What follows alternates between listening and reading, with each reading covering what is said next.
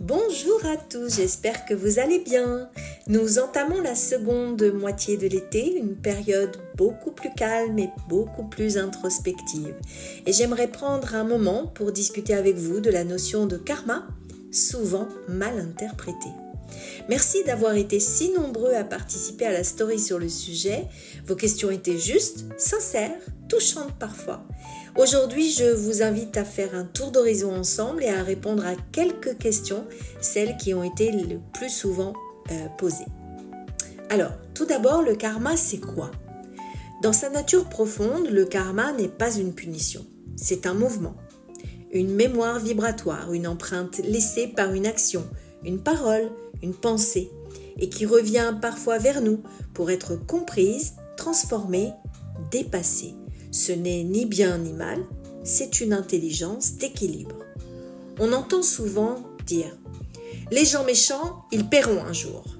C'est un des clichés les plus répandus, mais le karma ne se venge pas.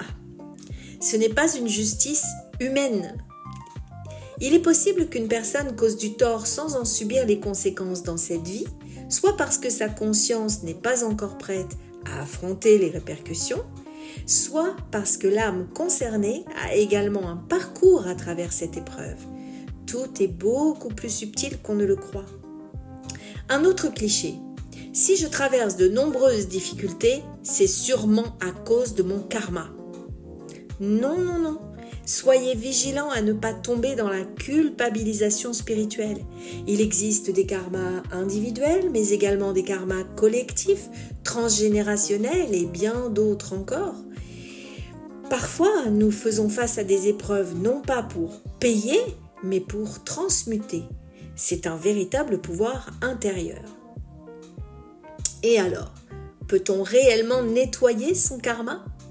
On peut surtout s'en libérer en prenant conscience.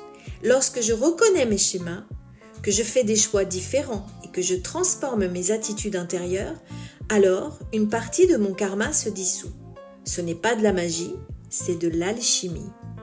Une autre question m'a été posée. Quand ma voiture tombe constamment en panne, est-ce que c'est le karma ? Parfois, j'ai envie de vous dire que c'est simplement une voiture capricieuse. Cela dit, il est vrai que nos possessions peuvent refléter certaines énergies que nous portons.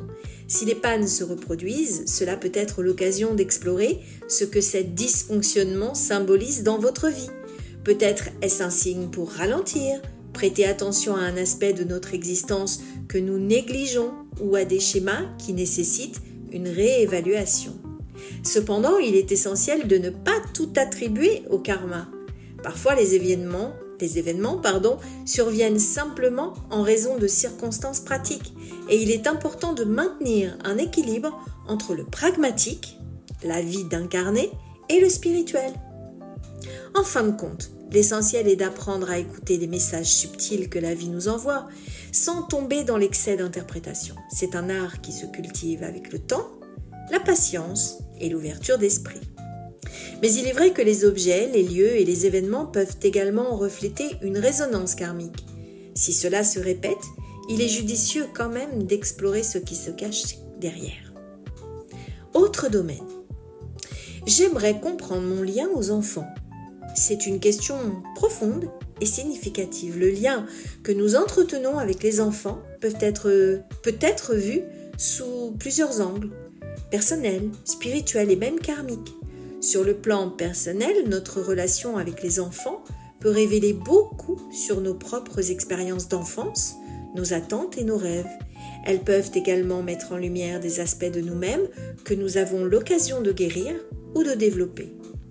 D'un point de vue spirituel, les enfants sont souvent perçus comme de grands enseignants. Leur innocence, leur curiosité et leur capacité à vivre dans l'instant présent peuvent nous rappeler l'importance de la simplicité et de l'émerveillement dans nos vies. Ils peuvent nous inciter également à redécouvrir notre propre enfant intérieur et à apprécier les petites joies du quotidien. Sur le plan karmique, il est possible que nos liens avec les enfants que nous côtoyons soient le reflet de nos connexions d'âme plus anciennes. Peut-être avons-nous des leçons à apprendre ou à enseigner à travers ces relations. Il est également possible que ces liens servent à équilibrer ou à transformer certaines énergies que nous portons.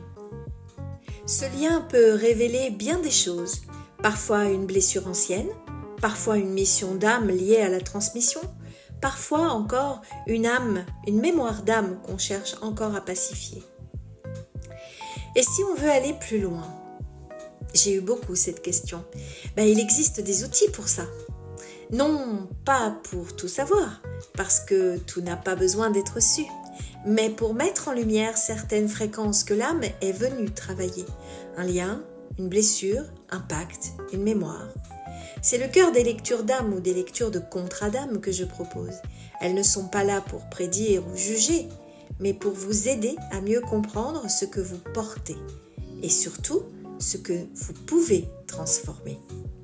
Je crois profondément en ces outils parce que j'ai moi-même choisi, à travers mon chemin de vie et la sphère d'incarnation dans laquelle je suis venue œuvrer, de travailler très fort sur cette notion de karma. C'est une voie exigeante, douloureuse parfois, mais d'une richesse infinie.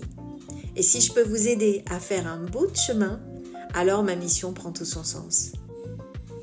Voilà ce que je pouvais vous transmettre aujourd'hui. J'espère que cela aura mis un peu de clarté ou de paix sur vos propres questions intérieures. Je vous souhaite une excellente semaine. Prenez bien soin de vous. À très bientôt pour un nouvel audio. À bientôt. Ciao, bye bye.